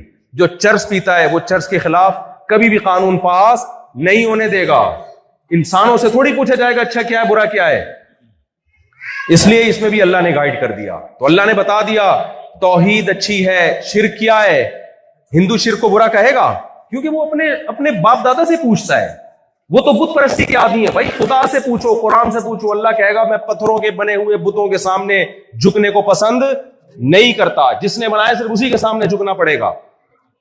اللہ سے اگر پوچھتے ہیں, انسانوں سے پوچھو کہ زنا بری چیز ہے, لوگ کہیں گے بھائی اگر لیگل ہے تو بری چیز نہیں ہے, انلیگل ہے تو کیا ہے؟ بری ہے. اللہ کیا کہتا ہے؟ لیگل ہو یا انلیگل ہو, لا تقربوا الزنا, زنا کرنا تو دور کی بات, زنا کے قریب پھٹکنے کی بھی تمہیں اجازت نہیں ہے. شرابیوں سے پوچھو شراب بری چیز ہے یا نہیں. امریکہ کی گورنمنٹ سے, جاپان کی گورنمنٹ سے پوچھو, گورنمنٹ کہے گی بھائی اگر ایک خاص مقدار میں پی ہے, لیول میں پی ہے تو اچھی ہے. اگر اس کوانٹٹی سے تجاوز کرتے ہو کہ پتہ ہی نہیں چلتا پینے کے بعد کہ میں نے کن کو نکالنا تھا اور کن کو نکال دیا. وہ فائر بریگیڈ کے عملے میں ایک بندہ تھا شراب پی کے آیا تھا, وہ اتنے بندوں کو نکال کے لے آیا نا, اور خوش ہو رہا ہے دیکھو میں پی کے آیا ہوں اور میں نے کتنے بندوں کی جان بچا لی. لوگوں نے کہا سارا وہ عملہ نکال دیا تو آگ بجھانے کے لیے آیا, بتا انہیں کو نکال دیا. تو شرابی سے پوچھو گے, دنیا سے پوچھو گے, وہ کہیں گے بھائی اگر ایک خاص مقدار میں ہے تو ٹھیک ہے, اس سے تجاوز مت کرو. اللہ کیا کہتا ہے؟ ایک قطرہ بھی کیا ہے شراب کا نجس ہے, ناپاک کے کپڑوں پہ لگ جائے نماز نہیں ہوتی, پینا تو دور کی بات ہے. تو یہ بھی ہے بھائی, یہ بھی جہان ہے. آپ ان لوگوں سے پوچھو خاندان کو بنانا اور جوڑنا اچھا کام ہے برا کام ہے, یہ کہیں گے پرسنل آپ کا مسئلہ ہے. آپ اگر نکاح کر کے بچے پیدا کرتے ہو نہیں کرتے, یہ آپ کا ہیڈک ہے, یہ گورنمنٹ کا ہیڈک نہیں. آپ اچھا شہری وہی ہے جو ٹیکس ٹائم پہ دیتا ہو. اللہ سے پوچھو گے, اللہ کہے گا جو نکاح نہیں کرتا یا دیر سے کرتا ہے وہ برا ہے, جو بر وقت کرتا ہے اور اس کی اولاد بھی ہوتی ہے وہ کیا ہے؟ وہ اللہ کے حکم پر عمل کر رہا ہے. تزوجوا الودود البلود, نبی نے فرمایا ایسی عورت سے نکاح کرو جو تمہیں اولاد کثرت سے دے, جو تمہیں اولاد کثرت سے دے. نسل کی کمی کو اسلام پسند نہیں کرتا, نسل بڑھانے کو اسلام کیا کرتا ہے؟ پسند. اگر آپ اسلام کو مانتے ہو تو فیملی پلاننگ والوں کے جتنے نعرے اٹھا کے آپ کو ڈسٹ بن میں پھینکنے پڑیں گے. بھائی خدا کے سامنے آپ کی کوئی حیثیت نہیں ہے. آتے ہیں لوگ افلاطون بن کے آبادی بڑھ رہی ہے تو یوں ہو جائے گا, تو دیکھو جن ملکوں میں آبادی گھٹی ہے نا, اتنی ترقی کے باوجود بھی وہ فنا ہو رہے ہیں, ختم ہو رہے ہیں. وہ جاپان میں چپلی کباب کے ہوٹل کیوں؟ اگر جاپانیوں کی نسل بڑھ رہی ہوتی تو یہاں چپلی کباب کے ہم لوگ آتے ہیں یہاں پہ جاب کرنے کے لیے. آپ لوگ کو کوئی یہاں گھسنے دیتے یہ لوگ؟ کہتے ہیں بھائی تم دیسی لوگ ہو یار, یہاں کا ماحول خراب کر رہے ہو تم. تو اسلام نے پہلے سے حکم کیا دیا ہے؟ نسل روکنے کا, بڑھانے کا. پھر اسلام نے سب سے زیادہ ترجیح دی ہے رشتہ داری کو, خونی رشتوں کو. دوست پر اللہ نے بھائی کو کیا دی ہے؟ ترجیح دی ہے. سمجھتے نہیں ہو؟ گرل فرینڈ پر اللہ نے کس کو ترجیح دی ہے؟ منہ سے بول لے, کس کو؟ بیوی کو. گرل فرینڈ سے ہنس کے بات کرنے پر کوئی ثواب نہیں ملتا. گرل فرینڈ سے پوچھو گے تو وہ کہے گی کہ میرا بوائے فرینڈ بہت اچھا ہے، مجھ سے جب بات کرتا ہے مسکرا کے بات کرتا ہے. اللہ سے پوچھو گے تو اللہ کہے گا بہت برا ہے کہ جو اس کے لیے حلال نہیں اس سے فری ہونے کی کوشش کر رہا ہے. اور بیوی سے مسکرا کے بات کرو گے تو کیا ملے گا؟ ثواب ملے گا. ہمارے نبی صلی اللہ علیہ وسلم اپنی زوجہ سے کیسے محبت کا اظہار کیا؟ نبی صلی اللہ علیہ وسلم، حضرت عائشہ فرماتی ہیں میں برتن میں جس جگہ سے منہ لگا کے پانی پیتی تھی، پیغمبر کو جب پیالہ پکڑایا جاتا نا انہی جگہ اپنے ہونٹ مبارک رکھتے اور پانی پیتے. آج بیوی کے لیے ٹائم نہیں ہے. ہر عورت کو یہ اعتراض ہے کہ میرا میاں ادھر لگا ہوا ہے فون پہ، پتہ نہیں وسیم نام پہ کہ یہ وسیمہ ہے یا وسیم ہے، نام شکیل رکھا ہوا ہے نکلتی شکیلہ ہے، وہ نام وحید رکھا ہوا ہوتا ہے، جب تحقیق میں جاؤ تو پتہ چلتا ہے تو وحیدہ ہے. میں بھی خواتین سے کہتا ہوں آپ کو بھی تو شوق تھا نا لبرل آزاد خیال آدمی کا، تو اب آزادی اسی کا نام ہے. آپ کو بھی تو دیندار رشتوں سے چڑ تھی نا، کسی تو نمازی پرہیزگار قسم کا یہ تو نہیں چاہیے ہمیں، تو ایڈوانس ماڈرن چاہیے. تو ماڈرن تو پھر مارکیٹ میں اسی ٹائپ کے ماڈرن مارکیٹ میں کیا کر رہے ہیں. اور ایک خاتون نے، جو ماڈرن خاتون ہے لیکن اس نے مضمون بڑا اچھا لکھا، فیس بک پہ کہیں مضمون تھا، ماڈرن خاتون ہے، اس نے ایک بات لکھی ہے، وہ ماڈرن مذہبی نہیں ہے. اس نے لکھا کہ کمبخت اگر شوہر ہینڈسم ہونا تو بڑا مسئلہ یہ ہے کہ اس کے چکر بہت ہوتے ہیں، کیونکہ جیسے آپ نے اس کو پسند کیا 20 لڑکیاں اور پسند کر رہی ہوتی ہیں، تو اس لیے جو ہینڈسم نہ ہو اسی سے شادی کیا کرو. یہ اس کی رائے تھی کہ جس کو تم ہی کسی طرح سے پسند کر لو، کسی اور کو وہ کسی بھی زاویے سے پسند بولو. یار یہ حالات ہو گئے. تو اللہ کی نظر میں بھائی جو چیز اچھی ہے نا اس کو کیا ماننا پڑے گا؟ اللہ کی نظر میں نکاح اچھا ہے. گرل فرینڈ بولو یہ رشتہ مانتی نہیں ہے، اسلام مانتا ہی نہیں ہے. اسلام اولاد کا قائل ہے، خاندان کا قائل ہے، رشتہ داری جوڑنے کا قائل ہے، اللہ کی عبادت کا قائل ہے. یہ چیز جاپانیوں میں آپ کو نظر نہیں ہے. جو ان کی خوبیاں ہیں وہ اسلام نہیں بتائی ہیں، وہ لے لو ان سے، بلکہ بولو بھائی ہم تو بھول چکے تھے، تم میں ہم نے آ کے یہ خوبیاں دیکھی تو ہمیں اسلام کی وہ خوبیاں یاد آ گئی. مثال کے طور پر مشہور ہے جاپانی جھوٹ نہیں بولتے، تو اللہ نے کیا کہا ہے؟ لعنت اللہ علی الکاذبین، جھوٹ بولنے والوں پر اللہ کی لعنت ہے. تو قرآن پہلے سے منع کر چکا ہے. آپ کہتے ہو جاپانی لوگ معاہدوں کی پابندی کرتے ہیں، قرآن پہلے 1400 سال کہہ چکا ہے کہ والذین هم لاماناتهم وعہدہم راعون، ایمان والے لوگ اپنی امانتوں اور معاہدوں کو پورا کرتے ہیں. ابو جندل کو نبی نے رضی اللہ عنہ کو واپس کر دیا مشرکین کے حوالے، اپنا بندہ پکڑ کے واپس کیا کیونکہ ایگریمنٹ ہو چکا تھا، تاکہ یہ انگلی نہ اٹھے کہ محمد صلی اللہ علیہ وسلم معاہدے کی پابندی نہیں کرتے. تو آپ نے جب یہاں رہنا ہے آپ نے اپنے کیریکٹر کو ان سے اچھا کر کے دکھانا ہے. ٹیکس پہ آپ نے پابندی سے دینا ہے، لا کو آپ نے ان سے زیادہ فالو کرنا ہے. یہ لوگ کہیں کہ یار یہ واقعی اسلام کو فالو کرتے ہیں. ایسا نہ ہو کہ آپ باتیں اللہ رسول کی کر رہے ہو اور جب قانون کی بات آئے تو صبح شام قانون کی دھجیاں اڑا رہے ہو. اس سے آپ لوگوں کو اللہ کے راستے میں سے روکنے کا سبب اور ذریعہ بن جاؤ. وقت میرے پاس چونکہ محدود تھا، 10 بجے انہوں نے بتایا کہ بیان ختم کرنا ہے آپ نے، اور 10:11 ہو گئے، اس لیے میں اپنی بات کو بس سمیٹ کے ختم کرتا ہوں. مجھے پہلے بتاتے نا تو میں پھر اسی حساب سے چلا لیتا اس کو. مجھے بتایا گیا کہ ٹائم قیامت تک ہے آپ کے پاس، مجھے بتایا گیا. اچھا دعا کرتا ہوں. تو اللہ تعالیٰ سے دعا ہے اللہ ہمارے ایمان کی حفاظت فرمائے اور ہمیں اسلام کو دل سے لگانے کی توفیق عطا فرمائے. اپنے بچوں کو بھی تبلیغ میں اور علماء کے ساتھ اور جو بھی دین کا کام کر رہے ہیں ان کے ساتھ جوڑا کریں، ان نسلوں کی حفاظت کریں اور رشتہ داری کو جوڑیں. یہاں پہ آپ سمجھتے ہو گے نہیں سمجھتے ہو؟ اس سے کیا ہوگا؟ ترقی تو آپ کو ویسے ہی مل گئی ہے، حکمران بھی یہاں کرپٹ نہیں ہے. جو چیز کمی ہے وہ آپ کی کمی کیا ہو جائے گی؟ پوری ہو جائے گی. تو آپ کی لائف ان سے زیادہ اچھی ہو جائے گی. اللہ تعالیٰ سمجھنے کے عمل کی توفیق عطا فرمائے. الحمدللہ رب العالمین والعاقبۃ للمتقین والصلاۃ والسلام علی رسول الکریم وعلی آلہ وصحبہ اجمعین. ربنا آتنا فی الدنیا حسنۃ وفی الآخرۃ حسنۃ وقنا عذاب النار. صلی اللہ تعالی علی خیر خلقہ محمد وعلی آلہ وصحبہ اجمعین.